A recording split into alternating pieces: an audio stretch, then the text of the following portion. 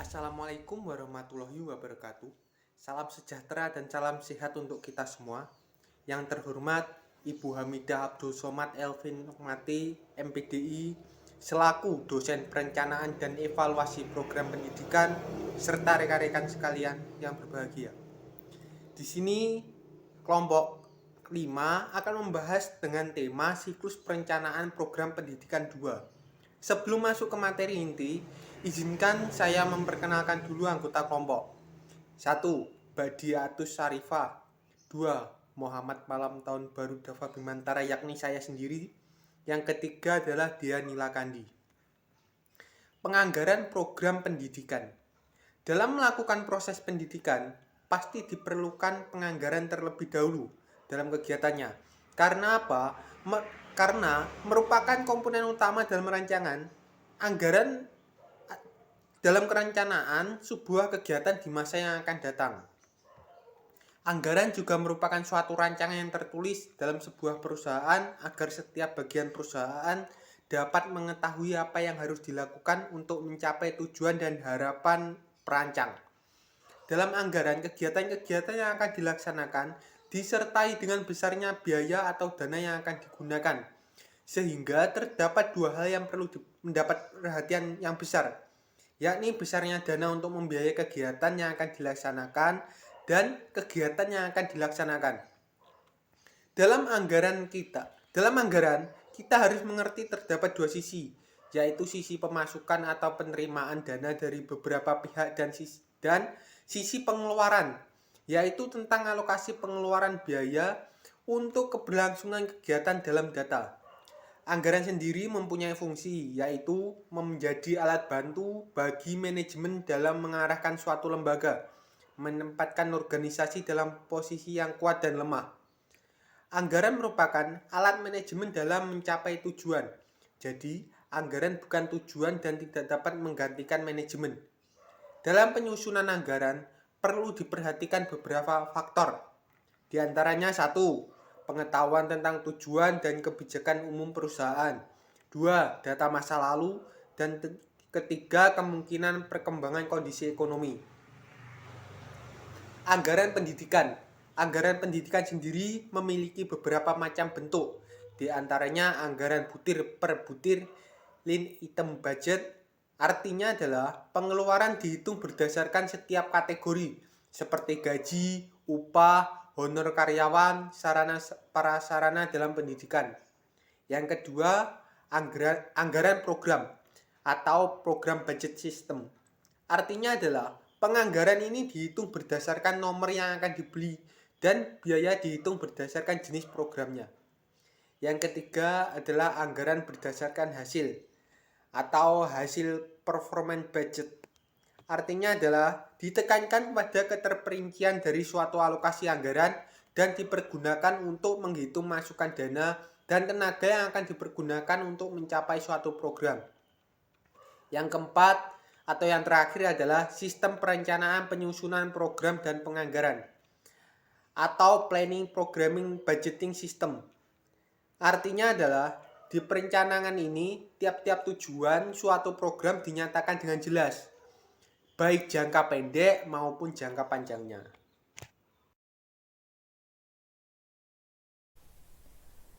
Materi yang selanjutnya adalah definition of concept.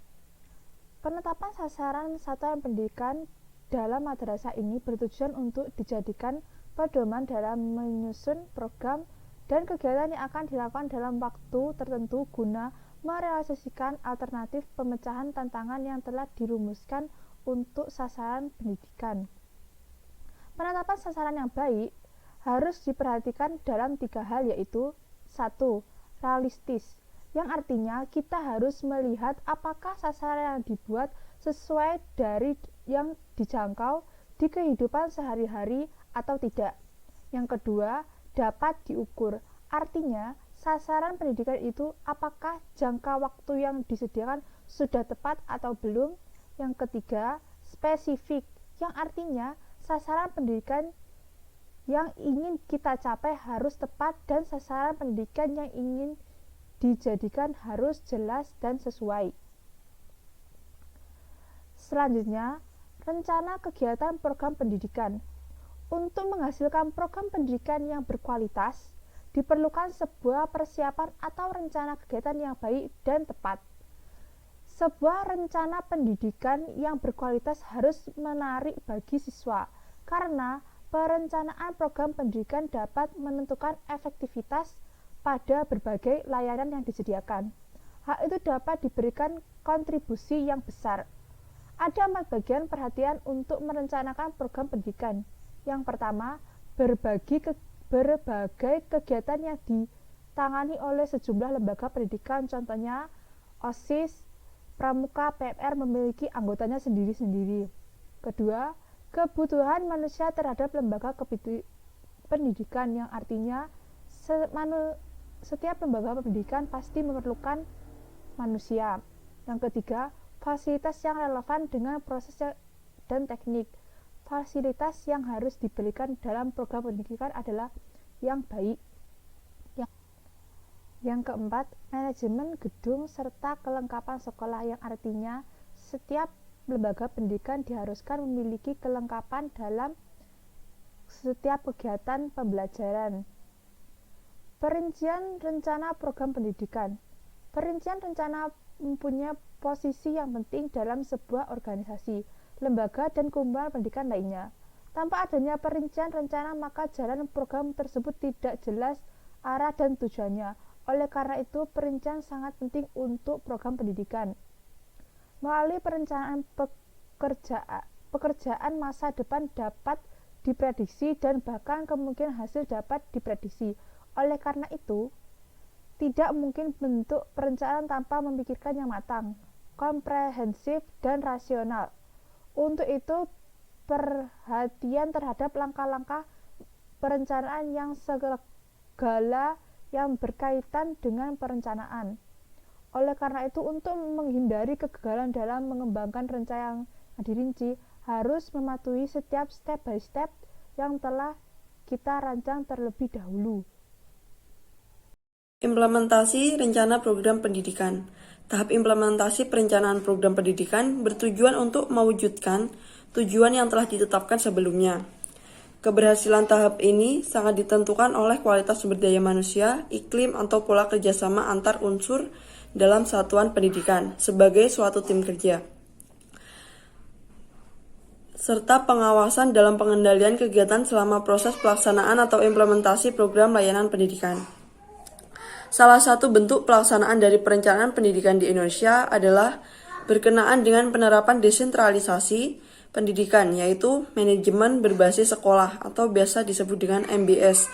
Tujuan utama MBS adalah meningkatkan efisiensi mutu dan pemerataan pendidikan.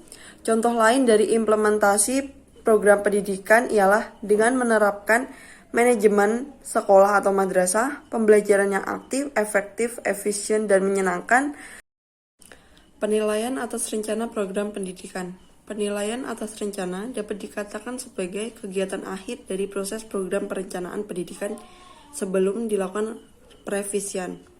Penilaian yang dilakukan juga bermanfaat untuk melihat rangkaian kegiatan apa saja yang terjadi dalam proses tersebut. Penilaian atas rencana atau evaluasi rencana merupakan kegiatan yang terus-menerus dan bersamaan waktunya dengan pelaksanaan rencana. Namun, penyajian laporan atas pelaksanaan rencana baru dapat dilakukan pada waktu-waktu tertentu. Penilaian juga merupakan suatu diagnosis terhadap setiap mata rantai kegiatan proses perencanaan dan memberikan dasar-dasar bagi penyusunan kembali rencana yang sudah dibuat. Oleh karena itu, siklus kegiatan penyusunan rencana pendidikan harus diulangi kembali dari awal, meskipun terjadi perubahan rencana yang sedang dilaksanakan. Namun, proses perencanaan pendidikan harus dapat berjalan terus-menerus tanpa berhenti di tengah proses kegiatannya. Sekian, terima kasih. Bila ada kurang dan lebihnya, kelompok kami mohon maaf. Wabillahi taufiq wal hidayah. Wassalamualaikum warahmatullahi wabarakatuh.